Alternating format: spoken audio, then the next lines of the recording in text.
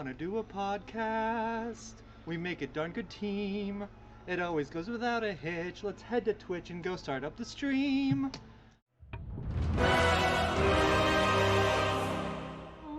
Do you wanna do a podcast? It's the Nerd Glasses Podcast.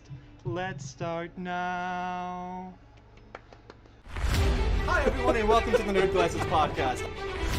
Come? Alright, I'll do my own bits myself. Oh wait, no silence. We're doing it. Get off the road.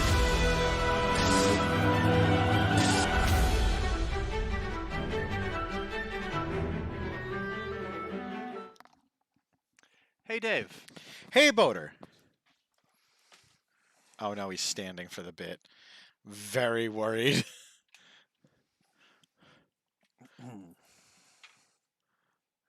Uh-oh. You're walking in the woods. There's no one around and your phone is dead. Out of the corner of the eye, you spot it. A coffin standing between two trees. Unnerved, you start to walk away from it. Ka-thump! Ka-thump! You look back.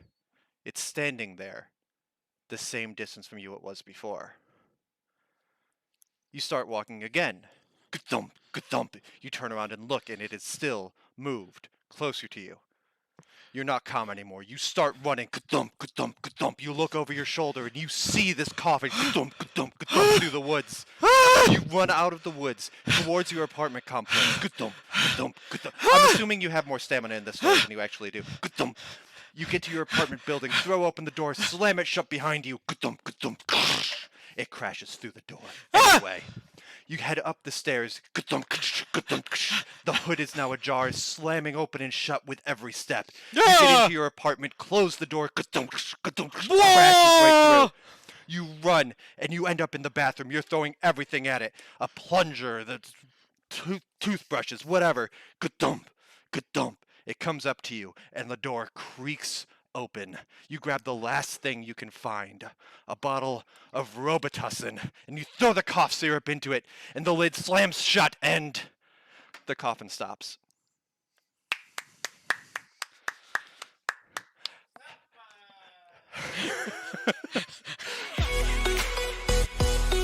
Podcast, I'm Boater.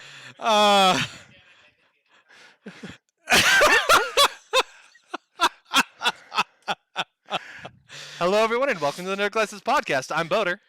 We can close here. We've peaked. That's it for this week. There's no way we're topping a 2-minute coughing joke. I love it. Boy. Welcome, Taco Pill. Welcome, Vladdy93, and welcome everyone watching the program. That's still on. Hold up. I'll just set this here with the flashlight on the entire stream. Why is my battery dead? Oh, I wonder. Oh, boy. Hi, everyone.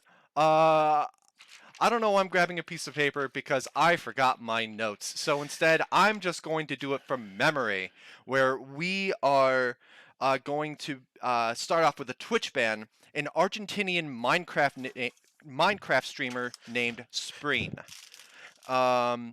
On October 19th, so like last Wednesday, I want to say, he was banned, wasn't sure why, communicated with the Twitch team, and they said that it had something to do with his channel point redemption. And so he's like, why am I getting in trouble for, giving VIP status and subs to people that redeem channel points? That's something a lot of people do. And if that's what it was, a lot of people are like, yeah, that's weird. But then other people look and they're like, my dude, it's probably because you were doing giveaways of like slots on your server and PS5s for channel points. Like using channel points as entry tickets for that. And that is 100% against Twitch terms of service. Like doing giveaways, raffles, lotteries with channel points. Oh, yeah. Holy crap. Like submitting, like donating, redeeming channel points in order to, get a chance to win a PS5. That's a no-go. He was able to talk the ban down from 30 days to a 14-day suspension, so give it another week and he'll be back. So That's another one of those if you're that size and you have that sort of stuff, TOS should have kind of been apparent to you, or a moderator should have probably brought it to your attention. But it's one of those, like, at least it's not malicious in intent. Well, it's something that kills me is this thing of like someone going public and saying, "Oh, it's because I did such and such," and everybody does that. Why am I getting for such and such? And then someone looks into it and it's like, my brother in Christ, it was this other really obvious thing that you're trying to avoid. That's obvious. I really want to remember to preface a no duh statement to somebody with "my brother in Christ." Like, I usually say "my dude." You know what? But like, you know who I have to. It's the same kind of stand-in. Steve, next time Vladdy's blowing up the stream with some absurd thing that he's doing, please remind me that I have to bring up that bastard made that Sunday stream incredibly bigger than it should have been. I'll just say presidents and strawberry jam was the order of the day. Exactly. I know. I know. Fucking Vladdy. I love my family. I do, but that boy. That boy, all right. So, lol, bigger than it should have been, like the amount of jam I made. We'll talk about that in a little bit. Oh boy, I can't wait for that. So that's who's banned on Twitch in the next 7 days. Yep. I have found not 1, not 3, not 5, but 4 games that are coming out in the next 7 days, and we are going to present the trailers along with some commentary brought to you by, as ever, sponsored by Nerdivision. Unintentional shirt matching day. I'm really glad Demon Dragon brought that up. That was literally, I wore this all day at work, and then I was like, what? It's bound to happen because we have at least 5 years now of matching shirts. Well, it's the more that we do, the less likely it is to happen, as we have more to choose from. So Steve, would you mind queuing up a particular trailer?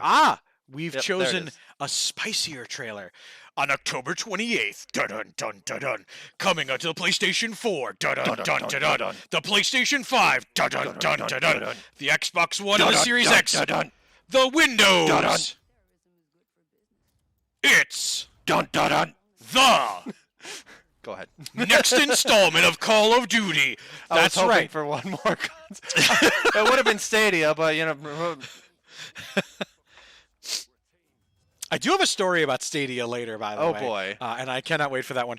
But this one, I know what you're thinking to yourselves. Guys, there's been people blowing this game up on Twitch, including Twitch.tv's own Sustaina, for about a week now. And it's because if you pre-ordered it, you were able to start playing it on the 20th. But with upgraded physics, smarter AI, co-op modes, water and swim physics, and at least, but if not more, 2 new game modes, and I'm really excited about these ones because, least, but if not more. Yes, because there's more of them, but at least these 2 have caught my attention.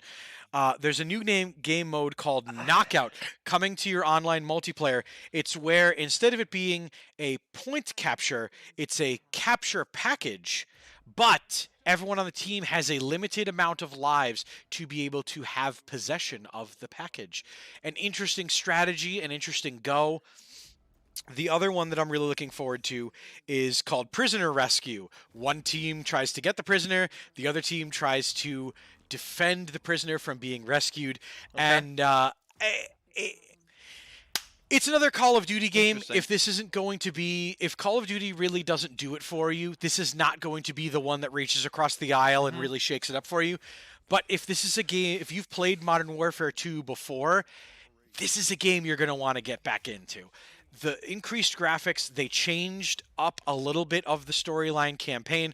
Love Alec saying John has already beat the story. Smarter AI equals John being headshot repeatedly over and over again. Yes. So if you pre-ordered it, you got early access to the campaign, right? But not multiplayer?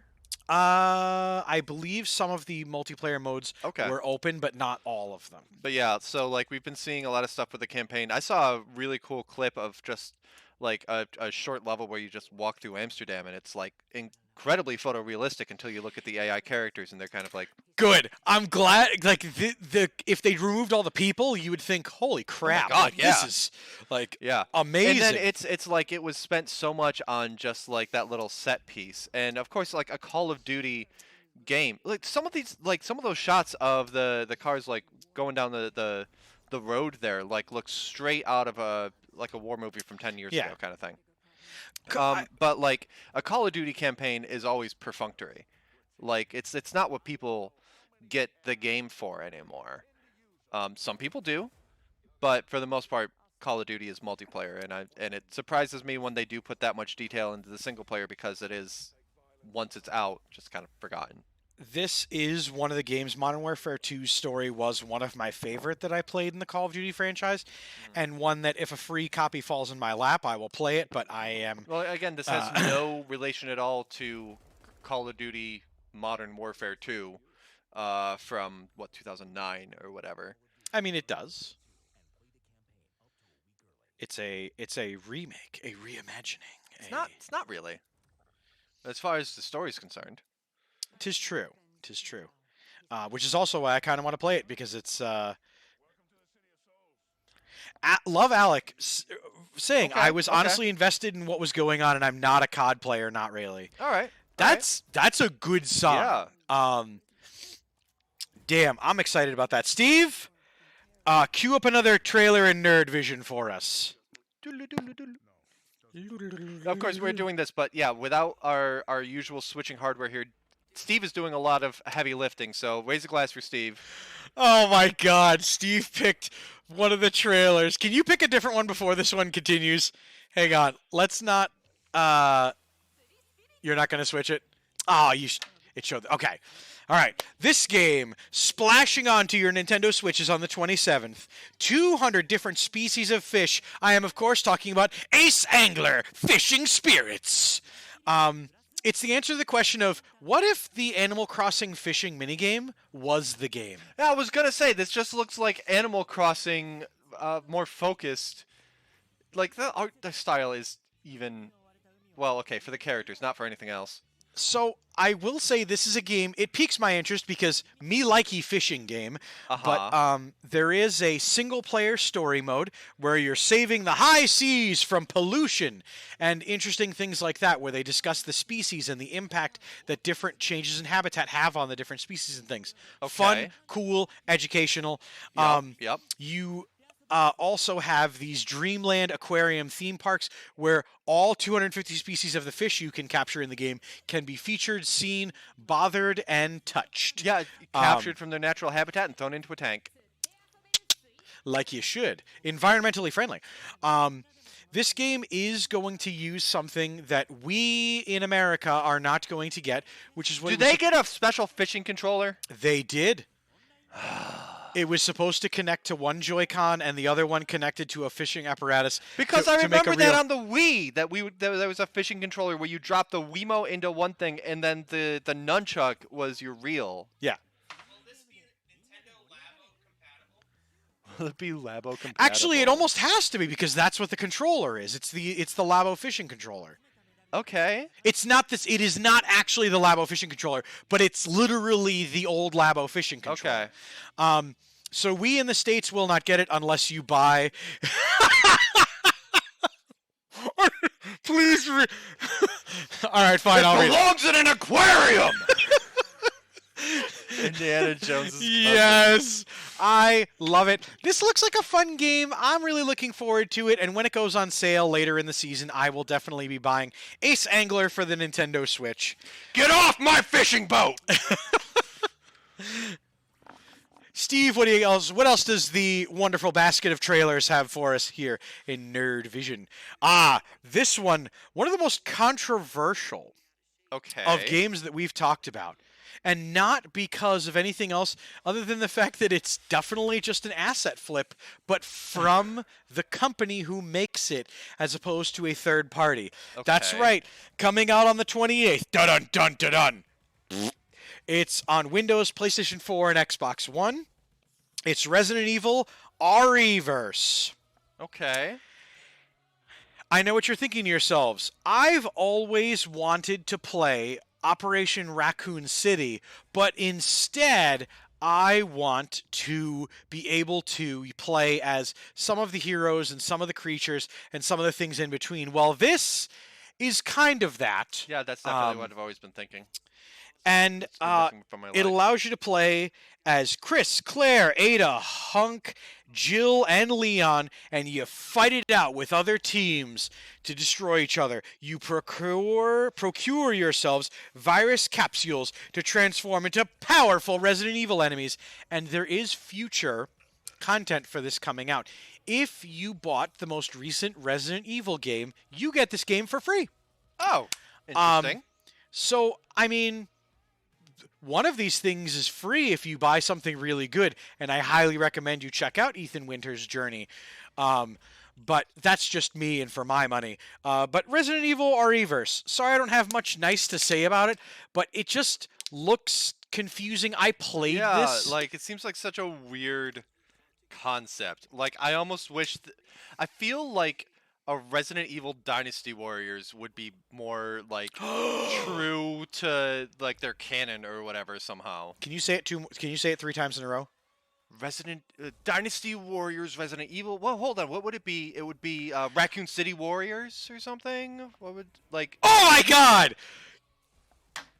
People, get on this. We're giving you this stuff away for free. Umbrella Corp Warriors? Dynasty Umbrella? No, don't put Umbrella Corps in the name. There's way too many bad games with that in the name. Okay, okay. Poor Steve. Oh, yeah, I'm sorry. I just saw some shell-shocked over there. Okay.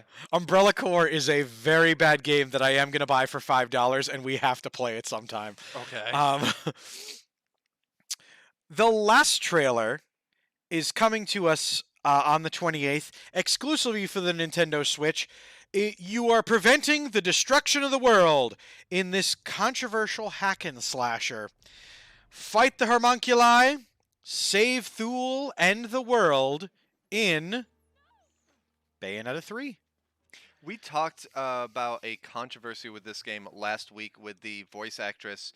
There was an update of that posted to the Discord, so if you want the full article and all that, then you can check the Discord link below. But the short version is that the voice actress who said that she was only offered $4,000 to come back and voice the protagonist of the game, the self-titled protagonist, was entirely lying. Like, Bloomberg reported and showed that she was offered $3,000 to $4,000 per session for 4 or 5 sessions, and afterwards she had a response to that was just a lot more and made it obvious that she was, which is unfortunate. So Jennifer Hale was now voicing the protagonist, and it's looking awesome, and I'm sure that we can look forward to a lot of cool performance out of it there. I will say early reviews of this game that are now released, people like it.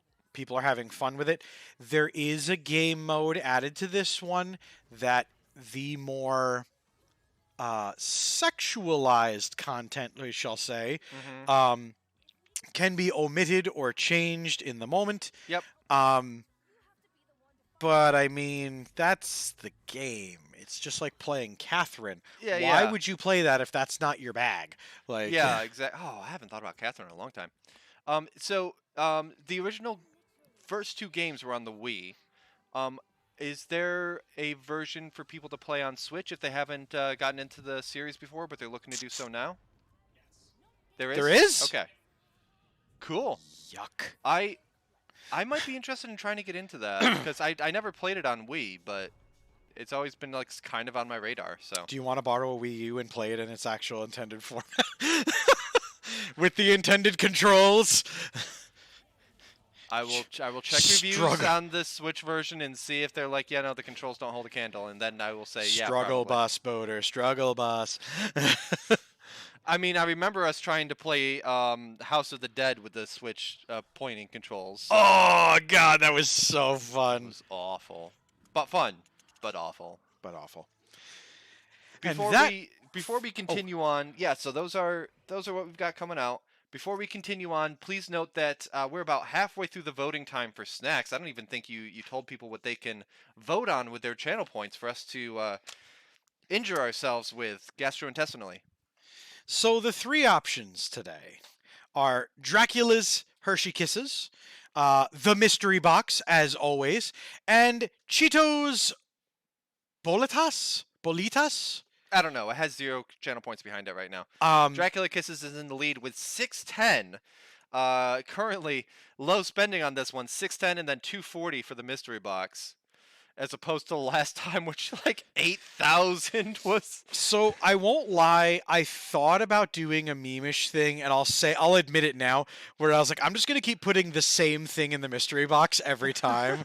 But then I realized I put a seasonal item in the mystery box, so it would be kind of funny for like a couple of weeks, and then it would be really hard for me to get, and then very depressing. They released the original physically either yesterday or today. So the original Bayonetta, you mean? Ooh. Okay. Very interesting. Is that like Bayonetta 1 or like Bayonetta 1 and 2 for Switch? Just one. Okay. Cool. Again, I might check that out. I don't know. But before I get to that, there's other stuff I've been playing and so forth. So Dave, what have you been playing? What have you been watching? Well, Wow. I have been playing just a metric butt ton of Overwatch 2, and I can now say with good confidence that the daily challenges, which get you the most points to your battle pass, you can do if they're in the right place. 3 is the maximum you can do to unlock 3,000 points a piece. You can do it in one game. It's easy to do the dailies. Yesterday, I logged in. And it was win a game, say hello to a teammate, and get 15 kills with 15 meters between you and your opponent. Okay. Every time. And I did that in one game. Yeah. And then I was like, my dailies are done, and now it's time to screw around. Yeah, like I used to like games that I played that had dailies in it. I used to be a lot more into like hunting, like yeah, cool, I'll get those done, whatever. And now I'm just like, if I get to them, I get to them. I really enjoyed those. But I was faced. I think I'll drop this little nugget in here. On Sunday, I decided this past week to try to do Sunday in the evening as opposed to in the morning. I noticed that actually. I got that Discord notification in the evening instead. And it's a lot of fun, and I want to continue to do that going forward. But what a time it was, because I started playing some games, and Vladdy came in and immediately did that thing that Vladdy does where he comes into the room and just mic drops on everybody. He started with, "Oh yeah, I was making strawberry jam." He intended to make a half a gallon of strawberry jam, which is a couple mason jars to be able to give out to people as a gift. He wound up incidentally doubling the recipe and wound up with a gallon of strawberry jam, which, by the way, Vladdy, you haven't told us whether it is potable jam, indeed. Or not. But I want Boater to read for you the recipe that my wonderful brother followed. By the way, these recipes and this shenanigan are in the Weekend Wednesday Discord. It's a Food Network recipe titled "Fresh Strawberry Jam for Canning." Okay. It's easy. Yield makes 4 pints. That should be half a gallon. In here, it says something. Vladdy, we had to toss the jam and remake it. We did a gallon again, but this time it's edible. I'm assuming that you accidentally doubled one thing but not the rest? No, actually. Here's the worst part. Okay. Because the recipe calls for jam, 7 cups of sugar, a quarter cup Actually, I don't know anything about making jam. That sounds like a lot, but Yep. This is what Vladdy was having the most trouble with, was the 7 cups of sugar. yeah. A quarter cup bottled lemon juice. Okay. Here's the things that are going to set people off, though. If you know canning, you'll know that this is wrong. 1 3-ounce pouch liquid pectin. 3 ounces of liquid pectin in one recipe to make a half of a gallon. Wrong.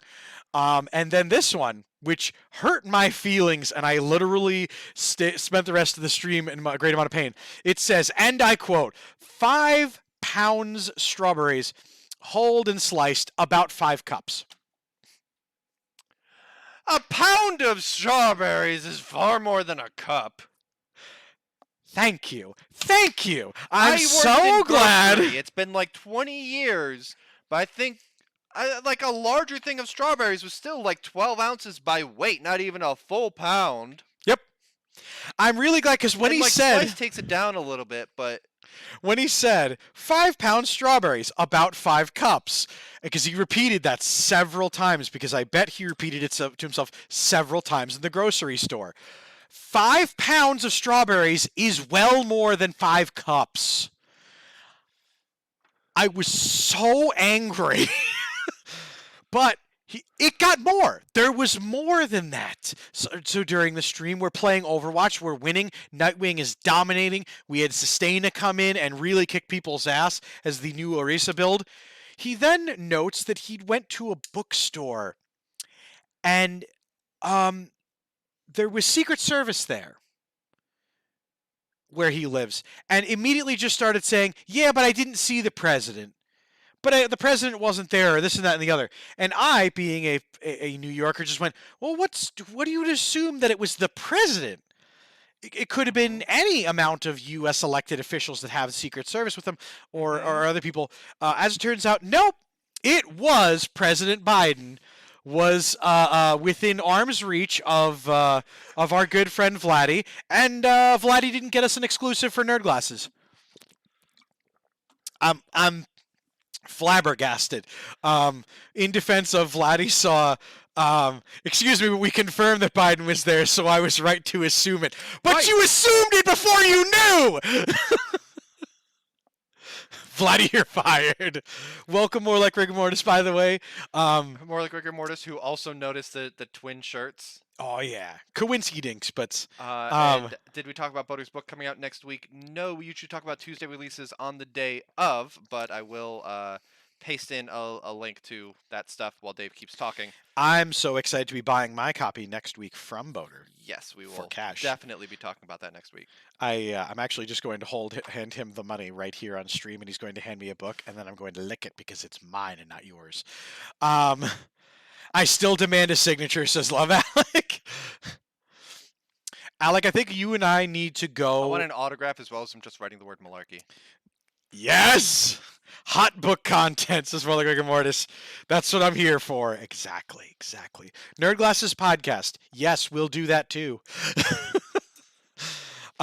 So, Vladdy not only managed to win us some of the games in Overwatch, he made enough strawberry jam to feed a small militia, and in potentia met the president. Could have, yes.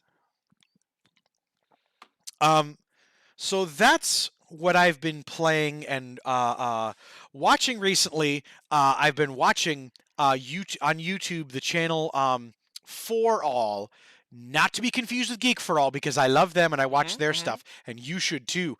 The channel For All, which is a British channel, has a show called The Taskmaster on it, and I've been watching posted full episodes of that because I love it, and I love it to the point where I have scripted out our own version of it, and I'm going to try to get starting filming some of that this winter when people can't go outside and do things. But check in more for Peon Master. You're gonna do what on the master? Okay. Anyway, I've been watching Andor. Episode 7 was another really good one. Not so far in the way of action like the previous one, but it really goes into the idea of like the Empire's evil, guys, and it's not just because they have like the cool looking whatever and they blew up a planet, but like on the ground level, it shows fascism as it impacts the people. like there's a lot going on in the episode, but that's something that was really interesting to pick up on, and something that like Star Wars hasn't really gotten into, like what it means to live under the Empire, and it's something that's probably really uncomfortable for some of the fans of Star Wars. Yeah, and I Andor bet. does so much. I'm really enjoying it, and there's still almost half a season to go. So, as for playing, I don't have anything that I've been playing because I've been busy, but I do have some footage that I promised you before. So, Steve, if you could bring that up, I will instead talk about the weekend that I had. Yay! Um, this footage is the promised. Dave, I played pinball in Immortals: Phoenix Rising. Eee! So I helped a friend with a film this past weekend, and part of the reason we're showing this is because I can't show any of the footage that we shot. We are keeping things really under wraps. But it is for the upcoming 20th anniversary of SaberComp, originally the lightsaber choreography competition. It's been going for 20 years, and it's just really cool to work with someone that I've worked with before.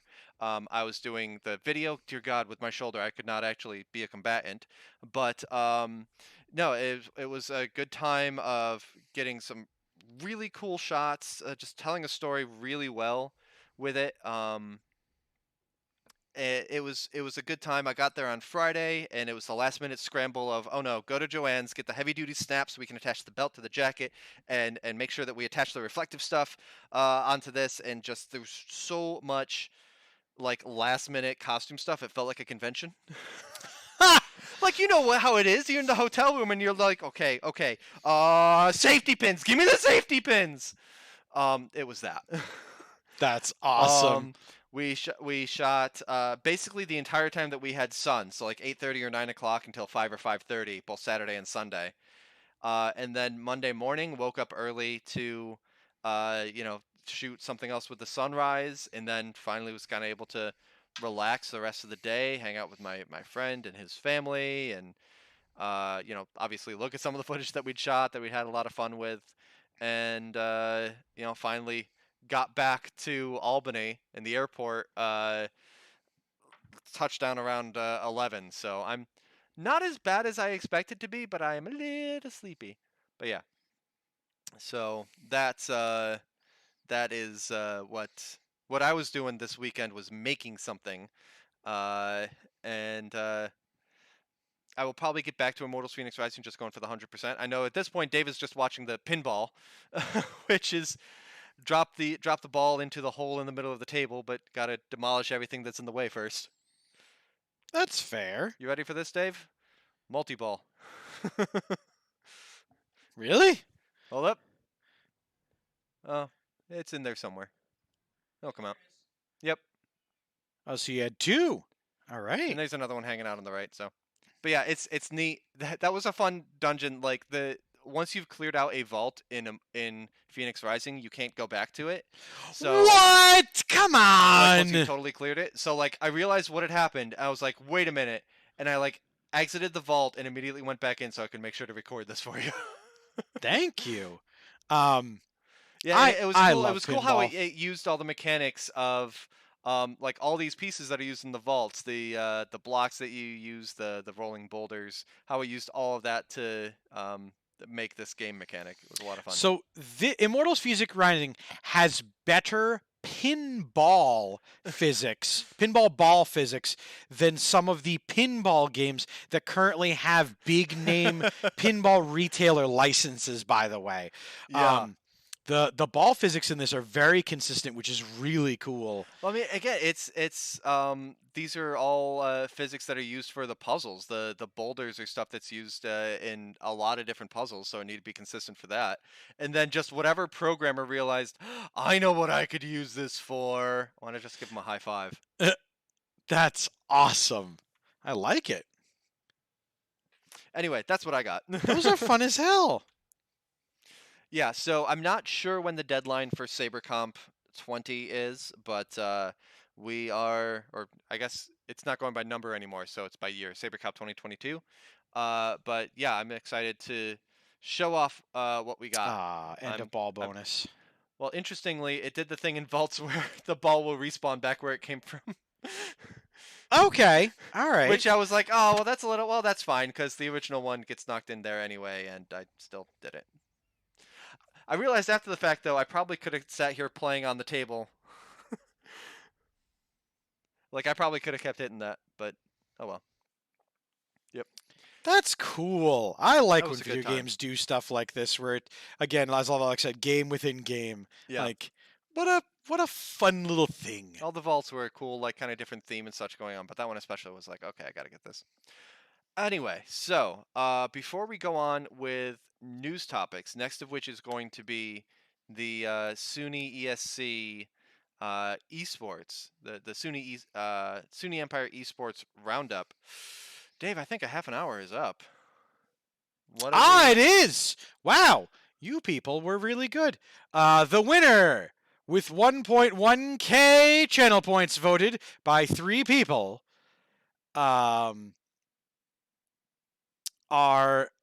Is the mystery box. Are the mystery box. Yes. Is the mystery box. Those Dracula kisses are going to expire. They won't. They're kisses. They never go bad. But the It will mystery take a box. while. It could be anything. It could even be the 2022 mystery sodas. Was I I shake memeing it? about it? They're not the sodas. Okay, I don't think it's carbonated. But why not both? Is it a chocolate Easter bunny? It isn't. It is, in fact, spoopy, scary Sour Punch straws. Package for Steve. Oh, Jesus.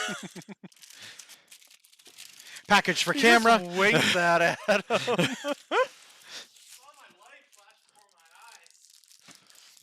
What was our studio once we made Twitch partner like? But it's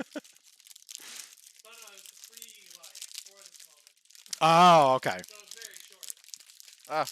Why is it not? Oh, come on. So you got to see your wedding again. It was so nice. By the way, Nerd Glasses, the only program on the network that has 3, the only 3 married people involved with the network, and we're all involved in one program. Yeah, right. Oh, there's with the old out of touch one. So these advertise themselves as spooky straws, apple, grape, and terrifying tangerine. It doesn't say terrifying tangerine, but there it could have. Yep, it is. It is in fact a straw. I don't know what I would dare to drink with the straw, but Y'all went for green.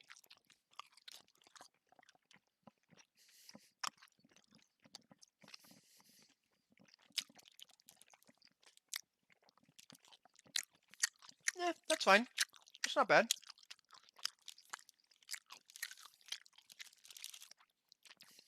They sweet flavors. I'll try one of each. Why not?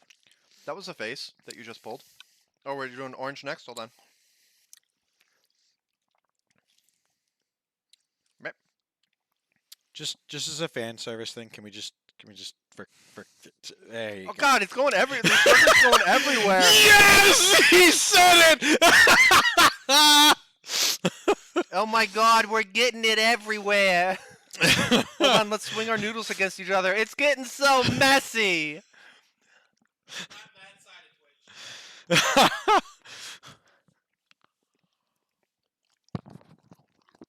Nom, nom, nom, nom, nom. What Alec? Nom, nom, nom, nom, nom, nom, nom. I got you.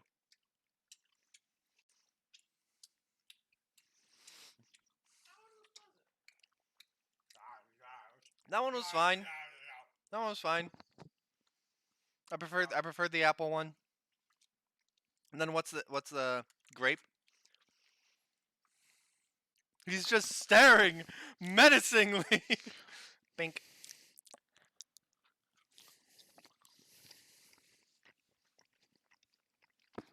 I think the apple was my favorite.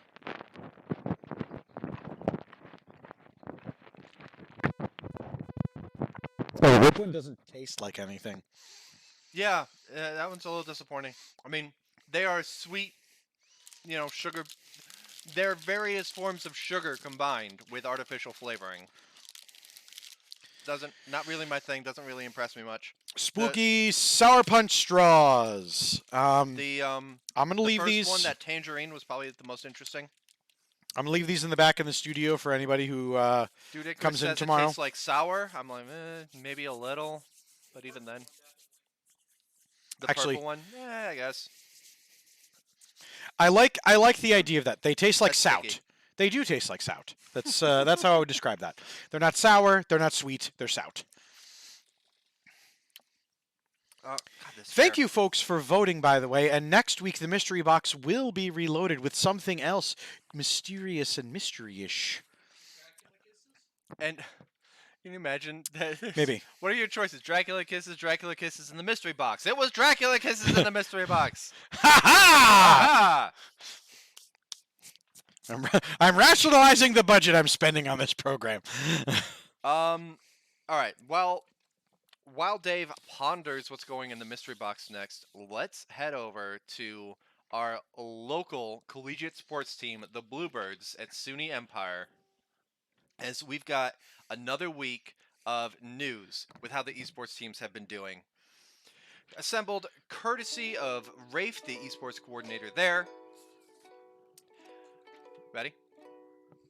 Last week was another week full of bye matches or opponent forfeits, but there are still some highlights for the Bluebirds.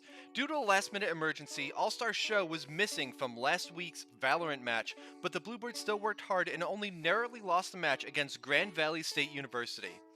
The sub-player Lucilla did a great job as a last-minute fill, defusing more spikes than anyone else on the Bluebirds all night. Hell yeah. The match was a narrow loss at 13-8 for Game 1 and 13-10 for Game 2. That's not bad. For a last-minute shake-up to the roster, yeah. Like this, oh no, someone can't be there, let's bring in the sub, and still performing that well was really cool to see. Hold on. Sorry, the straw was objecting. Okay, that was the straw trying to come back up. The nice thing about those is that if it gets lodged in your throat, it's hollow in the middle, so like a pen. Anyway. SUNY Empire's Rocket League team, Deep Blue, won their first ever match last week against SUNY Adirondacks' second Rocket League team. After being defeated by Adirondacks' first team 2 weeks ago, it must have been tough to face off against a second opponent from the same school. The Bluebirds had a close first game, taking the lead by a narrow 2-1. The win spurred their confidence, and the second and third games saw the Bluebirds hit their stride, with scores of 9-1 and 9-0 in Game 3. Hell yeah! Practice sessions with Coach J-Dubs have clearly been paying off. Practice sessions with Coach J-Dubs have clearly been paying off. Hopefully they carry this momentum forward into their match against Suffolk tonight. You remember last week's Warzone matchup between SUNY Empire's Angry Keyboards and SUNY Canton's Rookie Duo.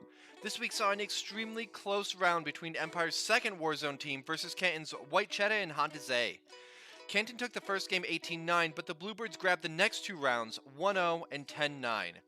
Game 4 saw Canton tie it up 5-4, and in Game 5, Canton barely squeezed out the victory 1-0. SUNY Empire's Lady Assassin was a monster, racking up 15 of Empire's 24 points alone. Hell yeah. And here's a cool one. Dude Icarus, if you can switch to the other image that we got for this week. If you're as big a fan of the Bluebirds as we are, you might be interested to know that you can officially represent them in-game in Omega Strikers. Omega Strikers is a free-to-play 3v3 game that blends hockey and MOBAs. Imagine playing ice hockey, but you can pull out a Glock and shoot your opponents with it. So the Islanders game when they face the Devils, right? Like that. Yeah, but not just melee. Oh, okay.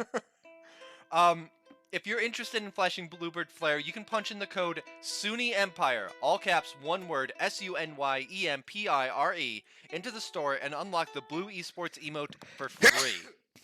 That's for free. Thank you. That's awesome. I gotta check that out. Again, that game is Omega Strikers, a free-to-play 3v3 game. They got a lot of collegiate esports stuff into the game, and the Bluebirds are one of many team represented.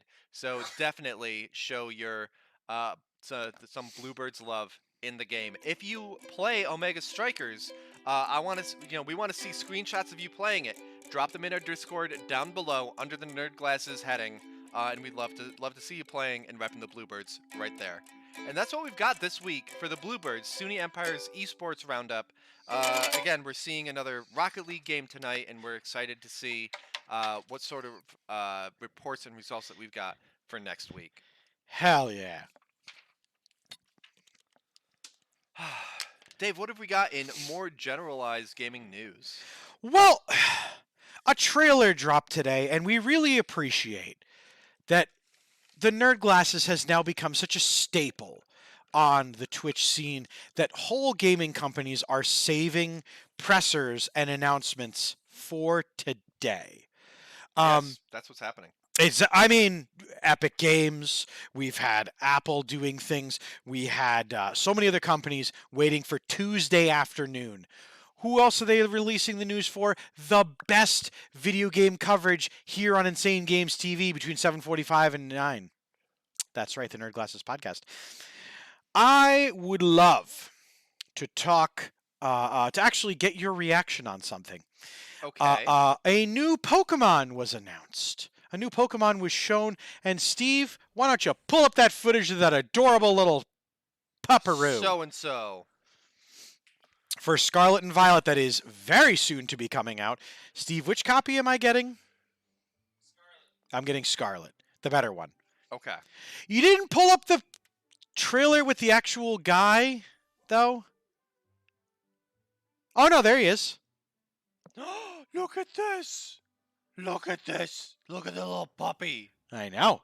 I love him. Or her. I love them. It's a ghost type puppy? Yes, it is. Oh, he's so happy and diggy. Oh, that's cool. Okay. That's adorable!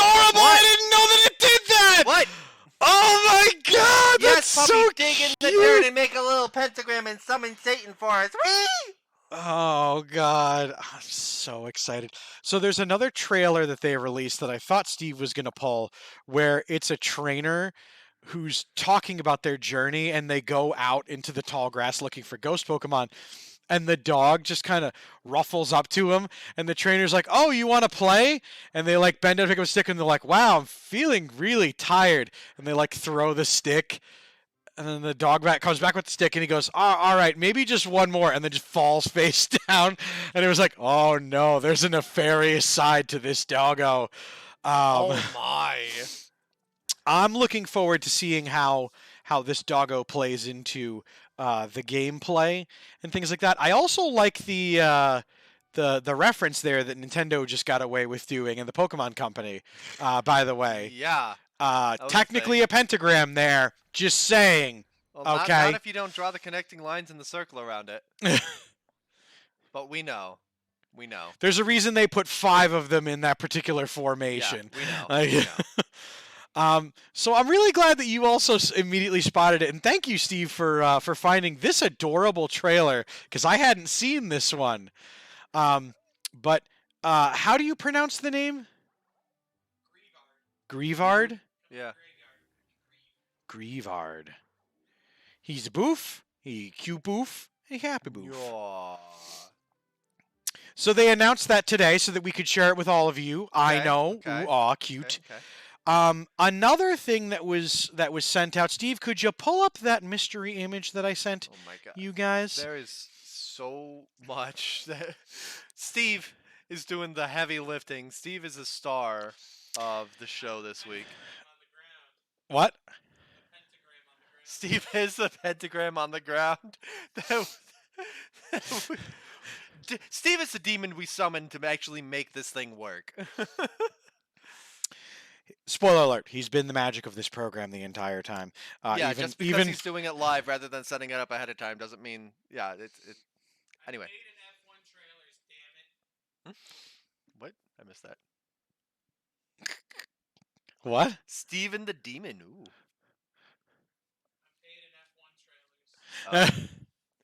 Okay, so Is a TV show I would watch is more like Rick and Mortis. Okay, Dave, what am I looking at?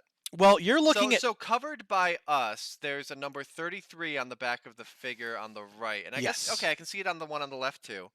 Like that is definitely a. I almost said Fortnite because the art style looks like it could be friggin' Fortnite, but so it's a Fallout thing. That's a vault. Those are the vault dweller uniforms, right? You are correct. This is not. It going to be an animated TV series for Fallout? Do you know what it is, or am I just speculating weirdly? I do know what it is. Is it going to be a Fallout Fortnite crossover where that figure standing in the vault door is about to break out into some stupid fucking dance? Yeah, that one. So this was tweeted out wishing a happy 25th anniversary to Fallout as a franchise. And this is a picture of Vault 33. This picture was tweeted out by Prime Video and Killer Films. This is the first concrete image we are getting of the Prime television series I was right Vault the first time. 33. Okay. So this is the first tease we've gotten of it at all in its existence that it actually is going to go forward as a program. Whether this is a photograph, a promotional art, an idea, what this does tell us though is that Vault 33 is open Mm-hmm. and the inhabitants are free to go in or come out. Yeah. Okay. I'm really interested in it, and it was really chill of them to wait until today at 1 o'clock to tweet this out. Wow. it was awesome. We're getting all the scoops. It was kismet that they wait till the nerd glasses to share with us. I'd be interested in Fallout 76, the television show, where the actor starts talking and the jaw just kind of detaches and goes over here as the actor's talking, and you just like switch to a different cut of somebody else walking in a corner. It's related. No, it's a subgenre. I love, and a couple channels do it. A couple profiles do it really well. But like TikTok videos where people act as though they're like poorly programmed RPG NPCs. You know, where they're like, wish to train, do you? And they're doing like the walk in place kind of animation while drifting off to the side. It's a kind of genre thing that I've seen before that I really like. I'm kind of hoping that if we don't get that, Like in real life, yeah. lag in that as real well. life. I hope that if we don't get a well-written, well-scripted, interesting show with characters and plot, I do hope we get that. Like, just Nice. 100%. Okay. But that is all the information we have on this. I am excited that Vault 33 is open because it is not previously appeared in any of the Fallout games. Okay. So Vault 33 is a story all its own and with its own canonical action. What state it's originating from, where it is, that is yet to be Yeah. explored. It's California. Is it California? Well, fine. Thanks for spoiling it, Steve. You heard it here first on the Nerd Glasses. So, that's the two news breaking things that we have going on. Okay. I actually still have an ungodly amount of stories, and I'm actually kind of excited that we're going to run out of time. Yeah. Um, So I don't have any stories. Like the one that I had the most was the follow up on the Bayonetta voice actress one. Again, there was more details and some links to some articles we can read about that yourself in the Discord below. So Dave, take us away. Whatever you got. Well, I want to hear it. I would love to take you on a journey because this past weekend, Over, sideways, and Steve under. invited me to join him on a journey in a game that I previously had unplayed.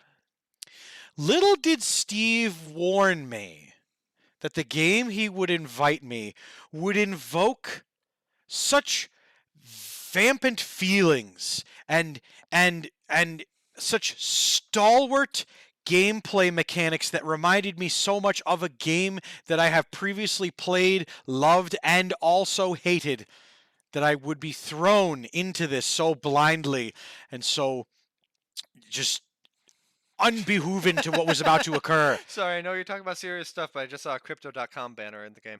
Okay, anyway, continue. Yes.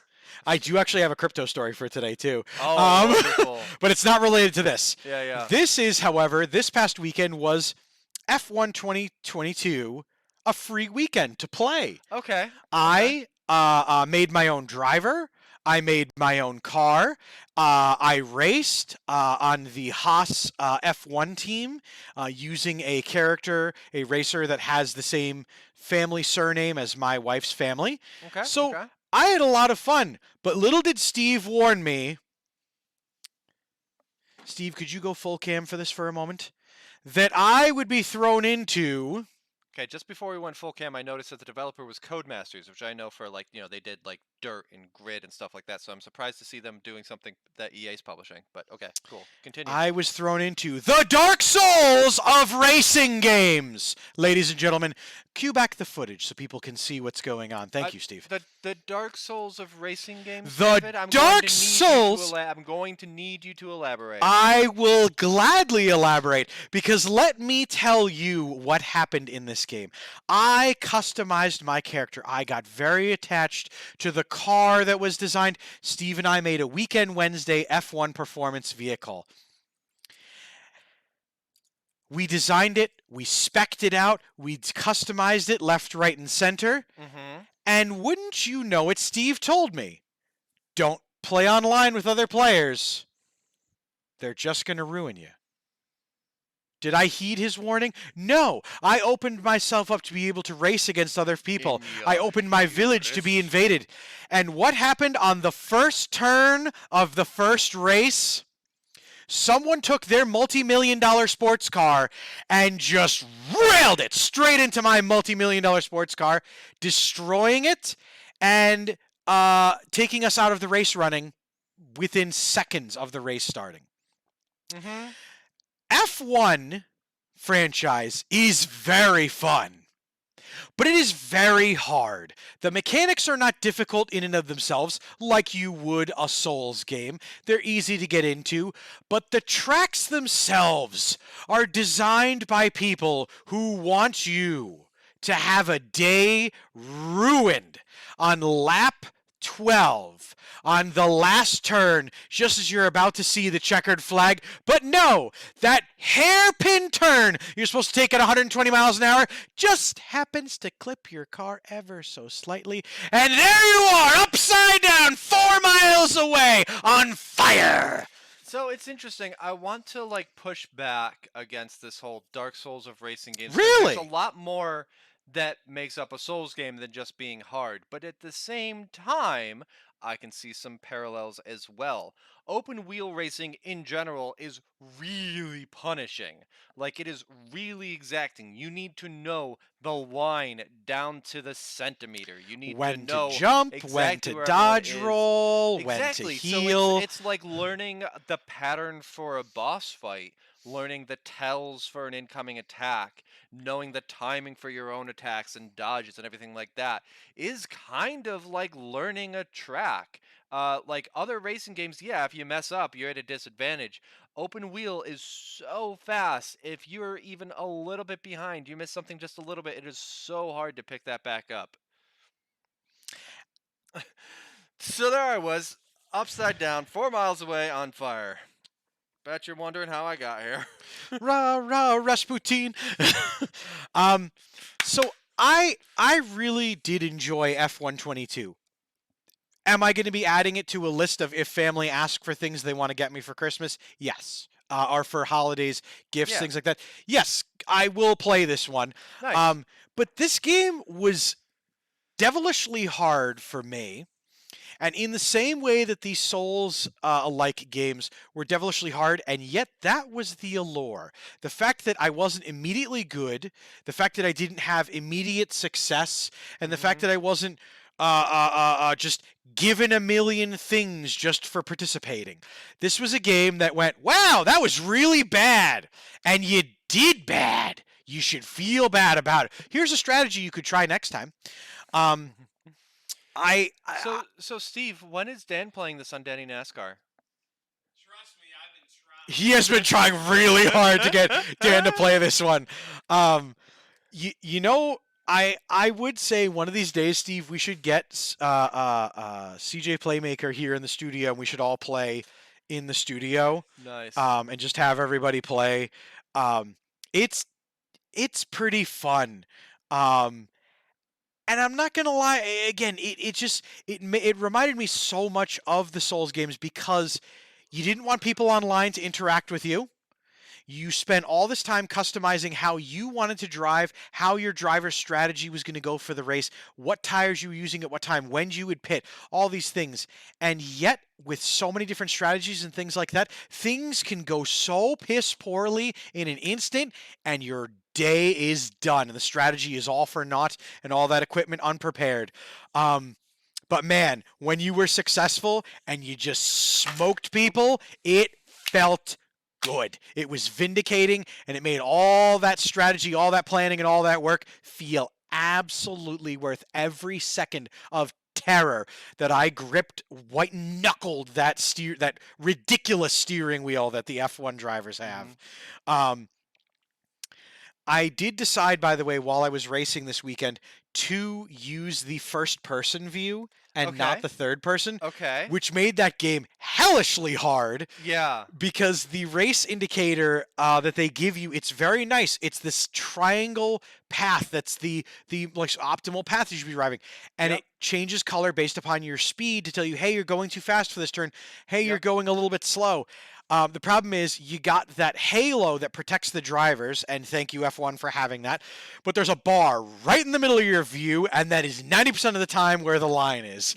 So I just had to keep the bar over the line and pray that I wasn't going too fast some of these hairpin turns. Yeah, that Um, just from the sake of the Halo, it'd be interesting to try first person. When I played Forza Motorsport 3, I was in third person. When I upgraded to 4, I started going just first person, and actually found it to be better. I had more a sense of like the vehicle around me.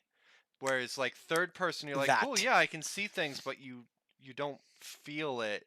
Like all your feedback is exactly the same, but visually, when you're in the car, it just I don't know, it works a lot better. Like even the same thing in American Truck Simulator. If I'm in third person, I'm a lot more likely to sideswipe some dude, you know. Whereas in first Yep. person, I have more a sense of like, all right, cool, this is the line over here, and making the turn and check the mirror. Okay, good. In the third person, I'm just like, good luck, everybody else. Whee! Honk, honk. Yeah, that's exactly why I switched to first person view because I found that I had much better spatial awareness of my You have more vehicle awareness as it of how pertained. fast you're going, which is really important in a racing game. In third person, it's a lot harder to get that sense in third person. Yeah, because I talked to Steve about that. I was like, there was what track, the first track that had that ridiculous S curve? Belgium. Thank Okay? you. I blew third person. I was blowing through that thing at the wrong paces. I was getting Mm-hmm. penalties here, there, and everywhere. And I was like, "What the hell?" And then I did the first person view, and I realized I was taking an S curve at like 200, 300 miles an hour. And I was Yeah. like, "Oh, no wonder my car's literally just blowing through it. There's not a chance in hell." Yeah. Like, Yeah. so be warned, people. F1 22, the Dark Souls of racing. You got one more to take us home before we got to switch over to Citadel, which is going to still be Mirror's Edge, but a little bit shorter tonight because of the whole film shoot, and I'm overtired, whatever. What would you prefer? A story about Stadia or a story about Dave being trollish to people on the internet? Actually, we can probably get to both, but which would you prefer to hear first?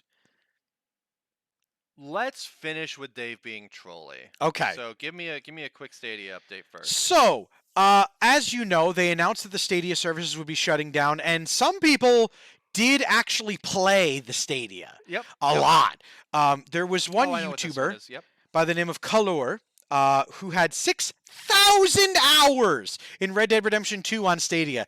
And they said, hey, I really want this save. I don't want to start over from scratch. I don't want to do all this stuff. And in defense of, Rockstar reached out and said, hey, by the way, we're going to take your save state as it was if you'd played within 30 days of the announcement day Mm-hmm. that they said we're shutting the servers down. You can connect that save to your Xbox or PlayStation, and you can transfer and get all your profile, all your goals, stuff like that from the shutdown day. Okay. Now, there were people that were still able to play the game after they announced we're shutting it down on this date. It'll be this day in the future that it's shutting down.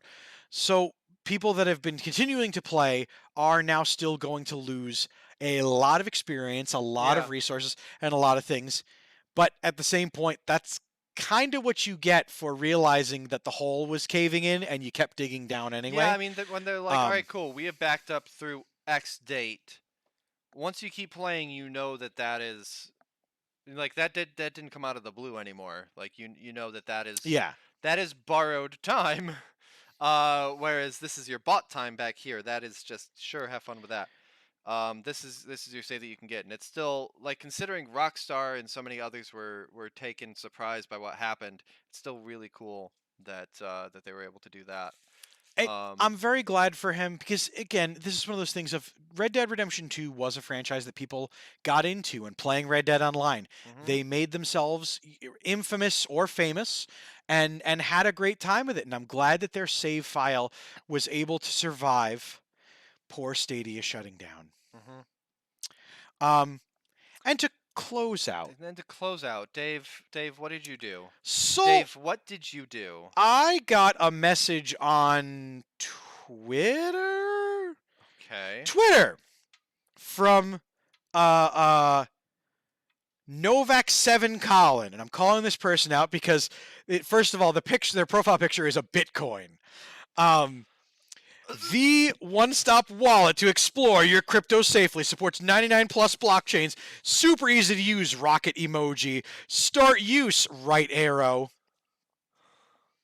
The account was created this month. Yeah, yeah. It has 0 followers. So on Sunday, I got, congratulations, if you received this message, you're one of the winners in our giveaways.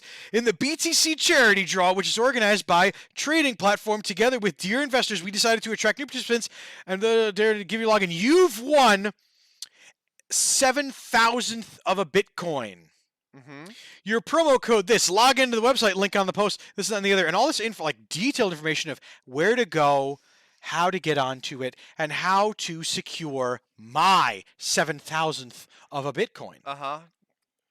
Well, I got excited. I got really, really excited about being a rich man now. So I sent them the Will Ferrell gif of him going, awesome, and then punching the cereal in the aisle. And I said, oh, guys, I am so excited. And they sent a thumbs up. And I said, thank you so much. And they sent some gift emojis. And they said, make sure this giveaway does close if you don't get it. And I said, oh, I'll make sure to sign up. Then I got kind of bored. And I walked away. And then I came back. Okay. And I said, I can't wait to be kicking Elon in the balls at pool parties. And then I put a thinking emoji and I said, do ultra riches like us still have pool parties? Uh-huh. And then they blocked me.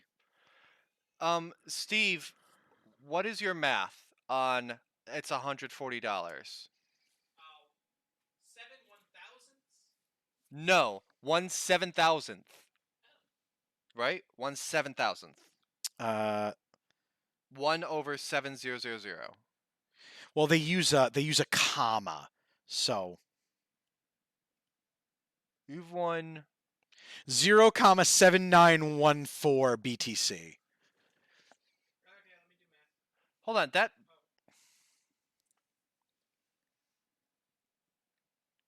okay. Points if that was .7, Dave, if that is .7914, that is .8 of a Bitcoin, and that is like 16,000. Because I'm rich. I'm Bitcoin's rich current now. value, a Bitcoin is 20,000. I'm rich now. I haven't followed any of the links. you- I didn't sign up for it because I'm not a rube and I don't want to give up my personal information to people so easily. I was gonna But, say 1/7,000th is about $3, and that's about what they would give away. But we're rich now, Bo. I think they just literally put some numbers in there to try to suck you into signing Yep. up. So they blocked me because they wouldn't answer my question as to whether us ultra riches, because I'm sharing my 7,000th potential of our Bitcoin. Dave doesn't know how to read decimal. It was a That's what comma. Harvard. That wasn't even a decimal. Europeans use a comma instead of a period for that.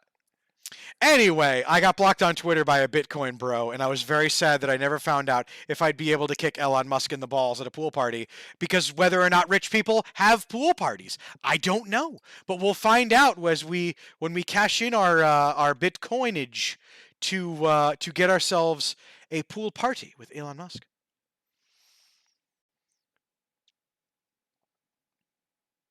How do you get invited to rich parties? How do billionaires behave? The strange You know rituals what? of super rich partying exposed. I'm I looking for a realized yes or no answer here, Google. I mean, I I guess the realized answer is yes, but that poor person on the Twitter account may not have known, because they may not own a 7,000th of a Bitcoin, stop saying and they won't be 7,000. ultra rich like me with my some denomination of Oh my God. Bitcoin. Did it say? Oh, it said BTC, right? Yes. Okay, just making sure that they didn't like sub in a different letter to that, like BCN or something. That's some other like absolutely worthless one. It's not Bitcoin, it's Bertcoin. Hey Bert. Bert. Anyway, but did you really earn it? Thank you for watching Nerd Yes. Glasses podcast tonight, everybody. This has been another wonderful, wonderful. Don't end early because I made a Ernie pun. The Citadel, where I will be playing Mirror's Edge, trying to get an. Stay tuned for the Citadel, where we'll be playing Mirror's Edge. Just a couple of levels to try to get through. Of course, when I see that he's done that, it's on like a 5-second delay. So, just a couple more chapters to try to get through so that we don't have to stay really late next week. But tonight and next week, the last nights of the Citadel, and we're playing one of my favorite games. I can't believe that we never got to it on the Citadel, and it's so perfect to be wrapping up on it. So, make sure that you tune in for that. And meanwhile, come right back here next Tuesday, 7:45 Eastern, for the Nerd Glasses podcast. And make sure that you're following us at Insane Games TV for so many more awesome shows. In the meantime, I've been Boater, I've been Dave Mann. and we'll see you next time. Bye, everybody.